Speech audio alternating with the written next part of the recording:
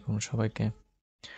তো ধরেন আমরা বিশাল কোনো ডাটা নিয়ে কাজ করতেছি যেখানে লক্ষ লক্ষ ডাটা আছে এবং ওই ডাটার মধ্যে আমাদের নির্দিষ্ট কিছু ডাটা যেমন প্রথম থেকে দেখা গেল যে কিছু ডাটা আমাদের প্রয়োজন। তো এই ধরনের কাজগুলো সাধারণত ইটার বা ইটারেশনের মাধ্যমে করা হয়।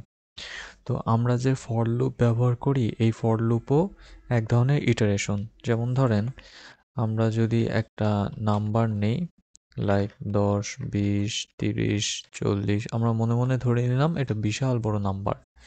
তো এই নাম্বারটাকে আমরা ফর লুপ দিয়ে যদি অ্যাক্সেস করি তাহলে ফর আই ইন নাম, এখন আমরা প্রিন্ট আই করে দিই এবং এর ফলে যেটা হয় যে আই এর যে ডাটাগুলো অর্থাৎ নামের ভিতর যে ডাটাগুলো এই ডাটাগুলো একটা একটা করে আমরা এখানে অ্যাক্সেস করতে পারি।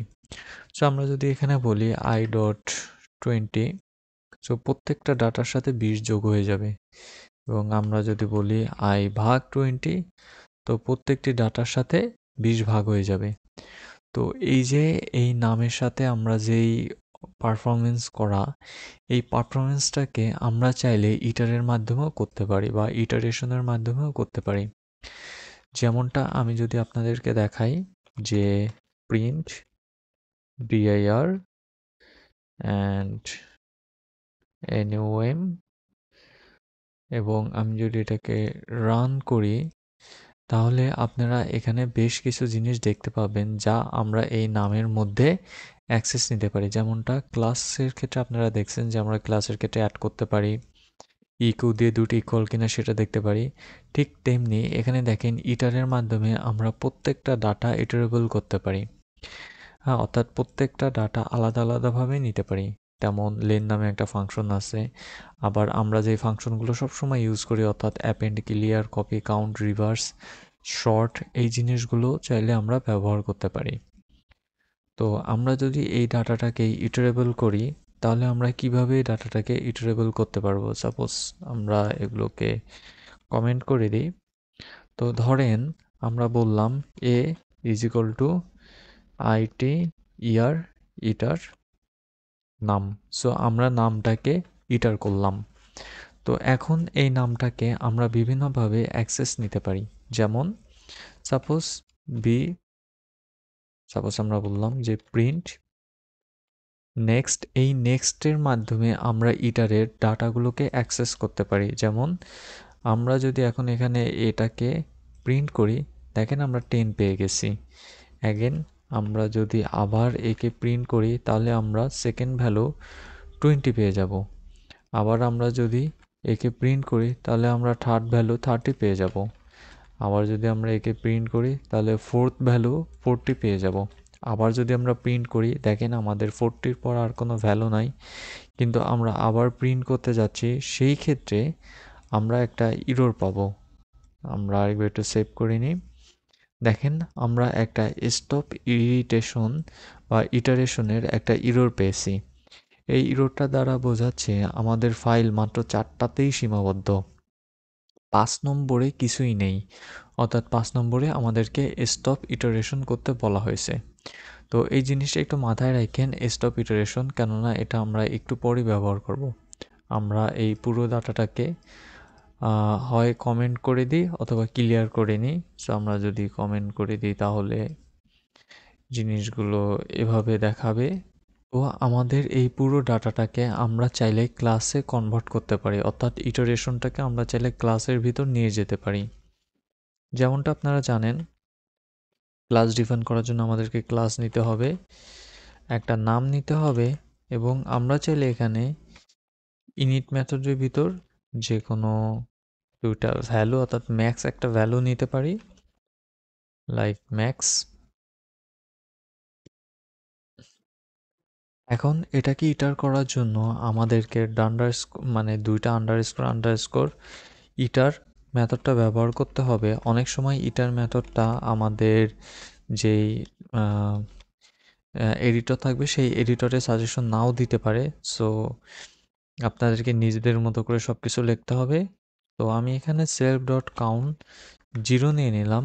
এই কাউন্টটা মূলত আমাদের ইটারটাকে অর্থাৎ ইটার এই ম্যাক্সের ভিতর যে ভ্যালুটা আমরা দেবো সেই সবগুলো ভ্যালু এই কাউন্টে কাউন্ট করবে। তো এখন আমরা রিটার্ন করে দিলাম সেলফ। এখন এই ইটারটাকে অ্যাক্সেস নেওয়ার জন্য আমাদেরকে নেক্সট মেথড ডিফাইন করতে হবে।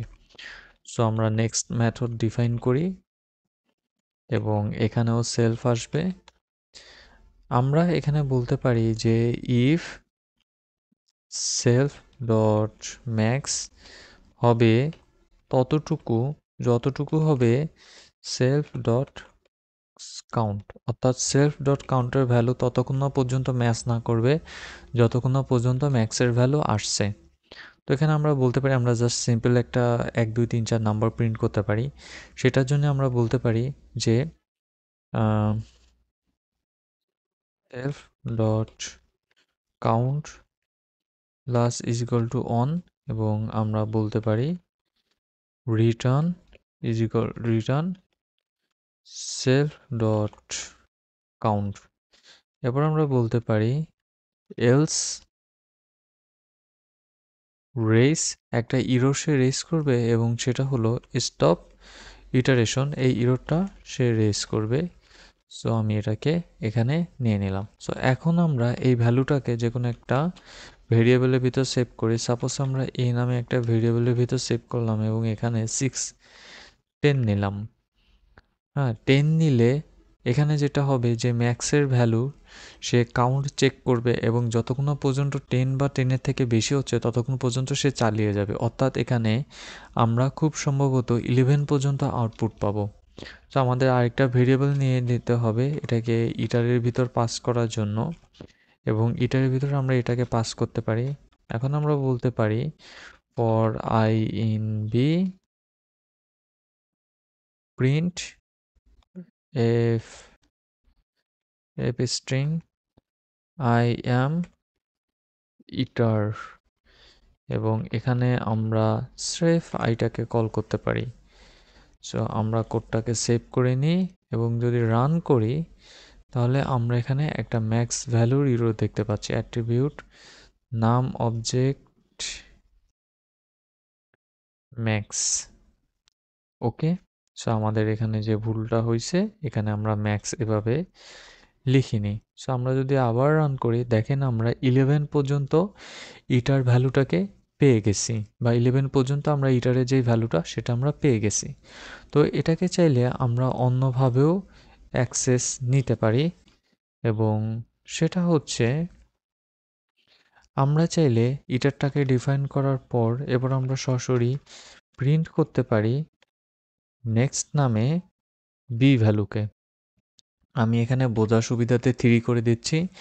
সো আগেই বলছিলাম যে ইটারের ভ্যালু যতক্ষণ না পর্যন্ত ম্যাক্সের অর্থাৎ এই কাউন্টার ভ্যালু যতক্ষণ না পর্যন্ত ম্যাক্সের উপর না যাচ্ছে ততক্ষণ পর্যন্ত সে রেইজ করবে না। অর্থাৎ এখানে 4 পর্যন্ত আমরা প্রিন্ট করতে পারবো। সো এখন যদি আমরা এটাকে রান করি সো আমরা 1 পাচ্ছি।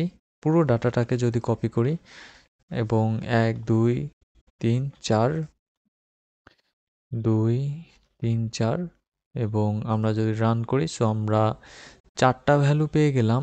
তো আমরা এখানে 1 2 3 4 5টা ভ্যালু প্রিন্ট করছি। সো আমরা একটা স্টপ ইটারেশন ভ্যালুও পেয়ে গেছি। তো এই দ্বারা আপনারা কি বুঝলেন? ফর লুপের মাধ্যমে আমরা যদি ইটার করি তাহলে আমাদের স্টপ ইটারেশন এই রেস অর্থাৎ এই ইরোরটার রেস হওয়ার সম্ভাবনা নেই বললেই চলে। কেননা আই ঠিক ততবারই ইটারেট হবে বা ইটারেশন ফাইল দিবে বা ইটারেশন আমাদের নাম্বার দিবে যতবার আমরা এখানে ম্যাক্স নাম্বারটাকে ভ্যালুয়েট করব। এবং যখনই আমরা এখানে ইটারটাকে কল করছি তখনই সে এই ইটার মেথডটা আমাদের এই নামের ভিতর অর্থাৎ নাম্বার ক্লাসের ভিতর ডান্ডারস্কোর ইটারকে খুঁজবে এবং এই ইটারকে সে অ্যাক্সেস করবে। এরপর যখন আমরা নেক্সট মেথডকে কল করছি তখন সে নেক্সট মেথডটা আমাদের ক্লাসের ভিতর খুঁজবে এবং নেক্সট মেথডটাতে যা বলা হয়েছে তার ভিত্তিতে সে কাজ করা শুরু করবে এবং ততক্ষণ পর্যন্ত কাজ করবে যতক্ষণ না পর্যন্ত স্টপ ইটারেশন ইররটা রাইজ না হচ্ছে। তো আজকের ভিডিও এই পর্যন্তই। আল্লাহ হাফেজ সবাইকে।